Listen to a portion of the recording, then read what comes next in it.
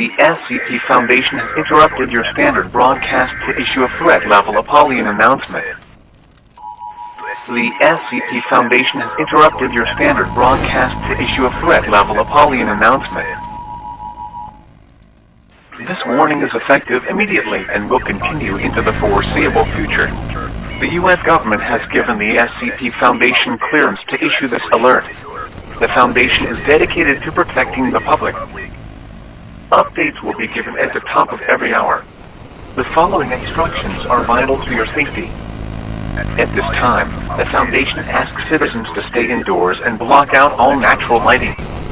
Due to a fatal meteorological event of unknown origin, an estimated 1 billion casualties have taken place within the first 30 minutes of activation. Stay away from all visual light, 390 to 700 nanometers, emitted by the sun. Stay away from all visual light, 390 to 700 nanometers, reflected by the moon. Citizens attempting to travel outdoors must fully cover their bodies in protective clothing, preferably several layers. Cities and man-made structures in general provide the greatest protection. Formerly wooded areas should be circumvented. Travel by foot should be limited as much as possible and is heavily discouraged. Secure and close all entrances and windows to the shelter. Do not look outside. All unusual noises and persons outside should not be investigated. Refuse all requests from visitors to come inside.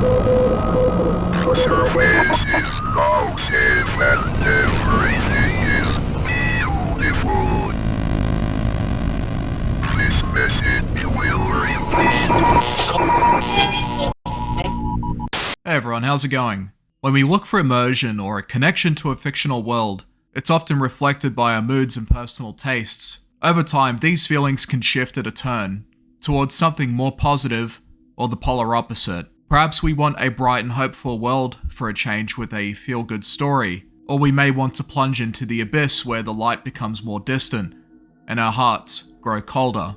Horror stories can exhibit both sides of the spectrum in a way unique to other genres because a good horror story generally understands the spontaneous nature of humans and our desire to carry on even in our darkest periods. Even some of the most depressing and bleak worlds have a few pockets of hope dwelling in the souls of humans that want to go on anyways, even in a world that is tired and abandoned like Vermis, or a crusade frozen in time and yet the clock still spins, like in the Trench Crusade. Even in a world like Iron Lung, Duskers, or Project Zomboid, there still lies hope, and hope is the crucial ingredient required to realize a dark and gritty world that isn't just misery for the sake of it. But some worlds, some fictional settings, create a circumstance so bleak and terrifying that even surviving becomes pointless, and dying without being noticed is a stroke of luck. This is SD Locke's proposal of SCP-001, When Day Breaks. This is a story that's written within the SCP Universe, a universe filled with anomalies of all shapes and forms of existence.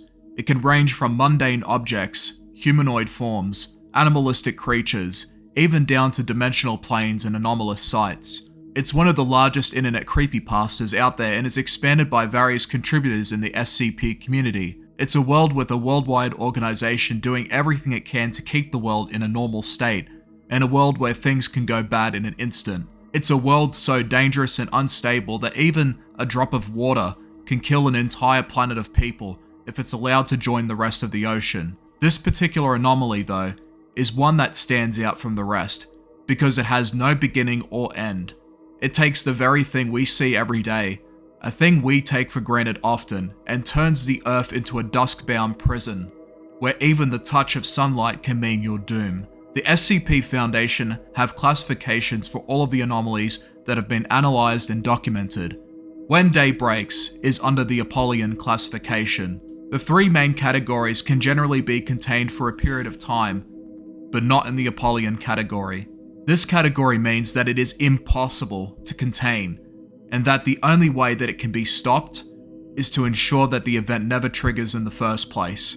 But this event doesn't happen in the main SCP universe, but rather an alternate one, where one day, the sun produces an immediate effect with no warning or reason given. As a result,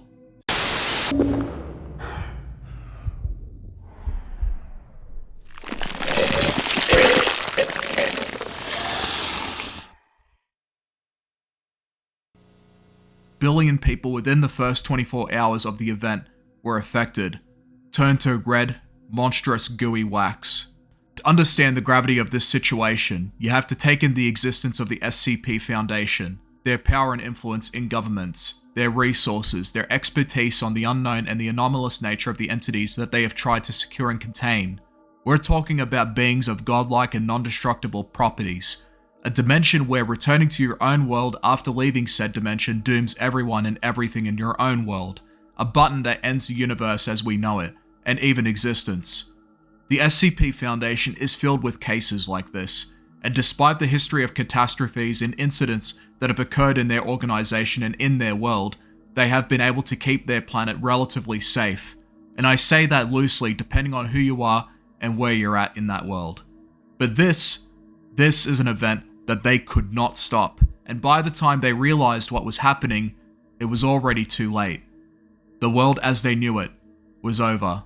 The second and most important point to make here is the freedom that you lose forever in this setting, and that is the exposure to sunlight.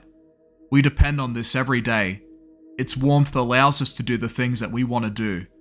See a friend, a loved one, walk in the park, watch the ocean go by, engage in various activities, drive on the open road, get married and have kids, raise a family, die in peace, leaving behind a legacy.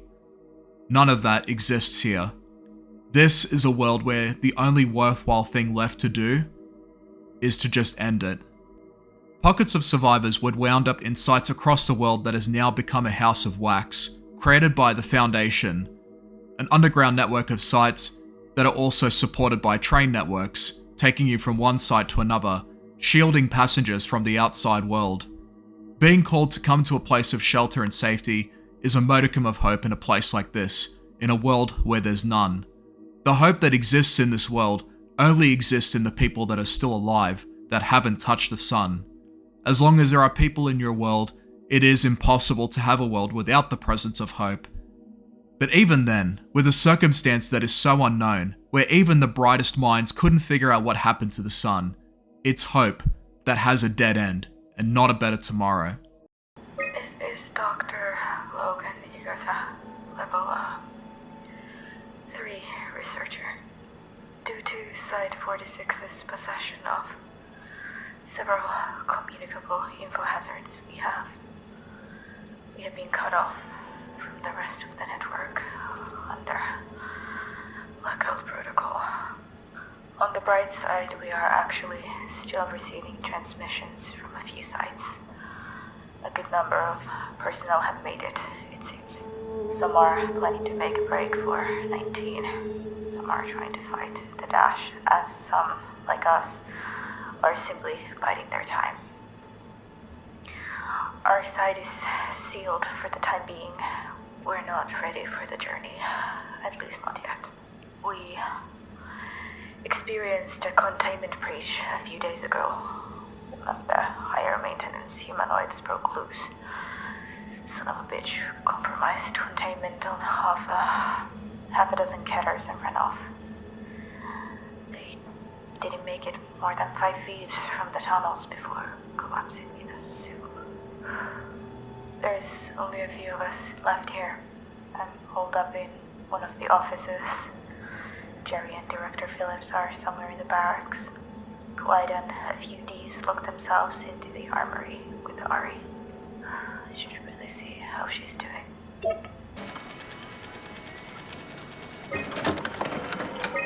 Despite the things we have to deal with here at the Foundation,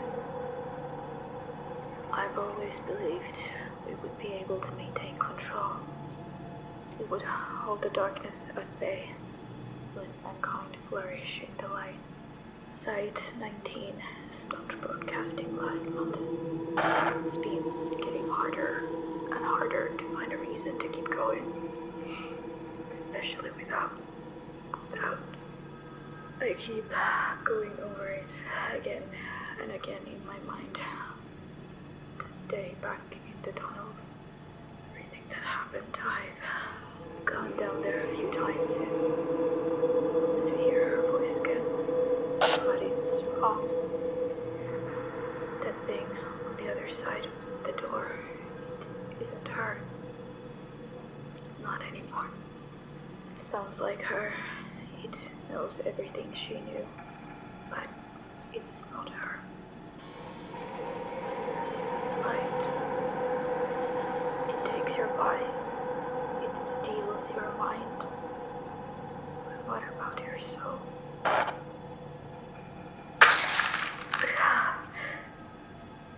If this works, if I can bring back something the light couldn't reach, I'll post an update here. For now, signing off.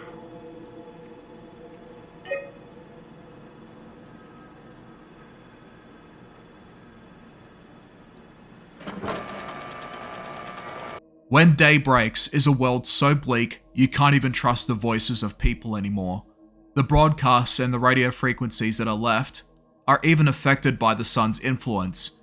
One moment you could be hearing what you want to hear, and then the next instant you could be hearing an uncanny assurance that it is safe to go outside, that the light is beautiful, and that you should come outside.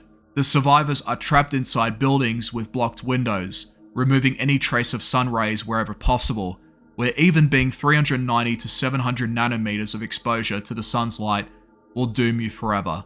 And it gets even worse from there. You don't just have the monstrosities in the open trying to get inside the buildings. You don't even have the luxury of darkness in the night either. Why? Because the sunlight is also reflected by the moon. Even in darkness, victims are embracing the sun. The only way to traverse outside safely is to wear a suit that blocks any and all sun rays reflecting on the suit, or at least clothing with enough coverage. And no exposure can be found in any type of clothing that you wear if you're going to go outside. And even then, you're still at risk. Those who have conjoined into massive blobs, or those left crawling in the wastes, will still come after you. Even in a game like Iron Lung with the dead stars and the blood moons, you can still look at the dead stars, and the only thing that'll happen is time passing. Even in Project Zomboid, you could rebuild and even create a community of survivors if you're smart and adaptable. Even in a game like Soma, a new life form could take place in the dead world. But in this proposal of SCP-001 when day breaks, there is no point doing anything. It's an end-of-the-world scenario with no recourse left to take, and no real reason to rebuild or go on. This is a world where even the sun won't let you die. There are resources I'll provide if you're interested in delving further into the setting. There is also a mod for Soma based on the Daybreak scenario, as well as an SCP game that's incomplete but has potential still. The SCP Universe is one of the most interesting and varied horror universes out there on the internet, and you can even create your own entities or scenarios too if you wish with full documentation. There might be a bleaker story or a setting out there tucked away somewhere. You might even say that I Have No Mouth and I Must Scream is even worse. But at least those characters could walk out in the sun, even with the presence of a godlike AI that hates all of humanity. So far, this is the bleakest horror story that I have found, where hope of a reborn world is absent. You have knockings on the door with voices of people that are twisted parodies of your loved ones and people that you once knew. In that scenario, if hope is present in the room, it's in a bullet that you kept for yourself. Thanks for watching.